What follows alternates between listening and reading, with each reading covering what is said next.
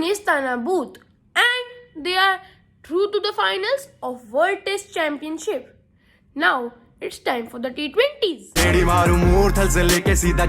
hey guys, I'm Garvit, and today we are here to talk about the upcoming India versus England T20 series that begins today at 7 p.m. in India IST. It is going to be held at the Ahmedabad Stadium. So first, let's talk about the pitch. So as we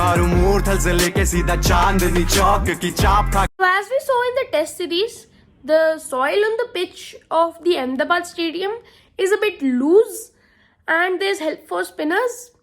That will continue into the T20 series, I think.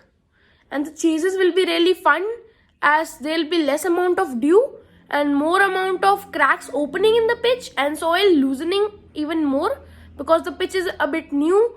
So I think it can be really beneficial for spinners and chases will be difficult and exciting.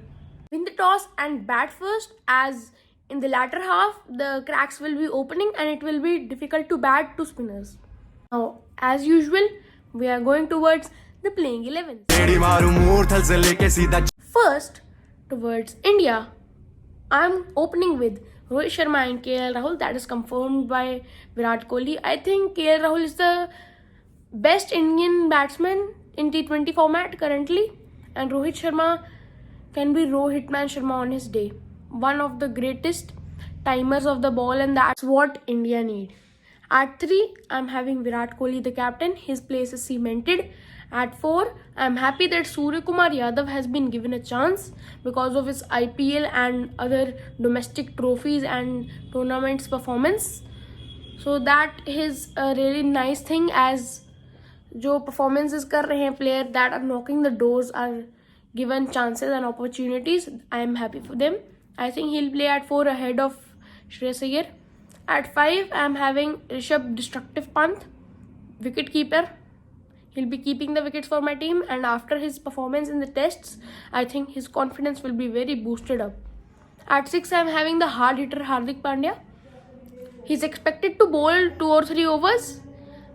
So I think he can be a nice all-rounder and a great asset for the team. At 7, I am having Washington Sundar. He's a really nice bowler और बहुत सारे lefties भी हैं England की team में. So I think he can be a great bowler as he creates that angle into the lefty and can even take the ball away from them. He has done brilliant batting in the test series, so that will also give him some confidence and morale. At 8, I am having Akshar Patel. He was the hero of the Indian team in the test series. I think that he can carry the form into the T20 series as well. At 9, I am having the return of the swing king, Bhuvneshwar Kumar.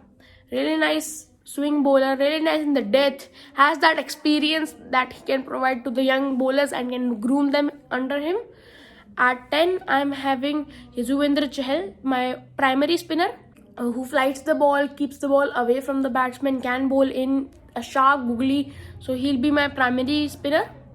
At 11, I am having T. Natarajan. His fitness is a bit questioned. So if he's not fit, I think I'll have Shardul Thakur. He can bat as well. He's been brilliant with the ball. So Shardul Thakur / T. Natarajan. In the English team, opening the batting, I have Jason Roy and Joss Butler. Joss Butler is one of the greatest assets for the England T20 team right now and will be the difference between the both teams according to me. Jason Roy is just like Rohit Sharma, a great timer of the ball and on his day can play destructive innings. At 3, I'm having the number 1 T20 batsman, David Malan. At 4, the captain, Eoin Morgan. And at 5, I'm having Ben Stokes. At 6, first I thought about Liam Livingstone, but due to the turning tracks, I think Moeen Ali can be a consideration as well, so that he can give you some spin if Ben Stokes doesn't bowl. As he's a pacer, you can bowl with Moeen Ali. You have 6-7 bowling options. That is always great for you. At 7, I'm having Sam Curran, a great hitter and a really nice bowler with the new ball and even in the death. At 8, I'm having their primary bowler, that is Jofra Archer. He's their primary pacer. He'll bowl with the new ball, he'll bowl at the death and will surely trouble some Indian batsmen. At 9, I am having Chris Jordan. He's a really nice death and gun death bowler. So I think he should surely play. At 10, I am having Adil Rashid. He has done really well against South Africa in the T20s. थोड़ी सी game को फंसाते हैं, much similar to Shreyas Gopal. So in India, maybe the conditions help him. At 11, I'm having a fairly new bowler in the England side. That is Matt Parkinson. Has been really good, bit similar to Yuzvendra Chahal. Keeps the ball away, flights it, has a really fast speed and a great flipper. So he can deceive the batsman with his flight and his flip. So I think he will be a great player to watch out for, alongside someone like Surya Kumar Yadav.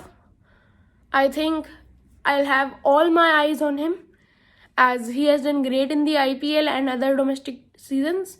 So I think he can be great asset for Indian team. Hardik Pandya, we'll see. He has been reported that he has been bowling really well in the nets.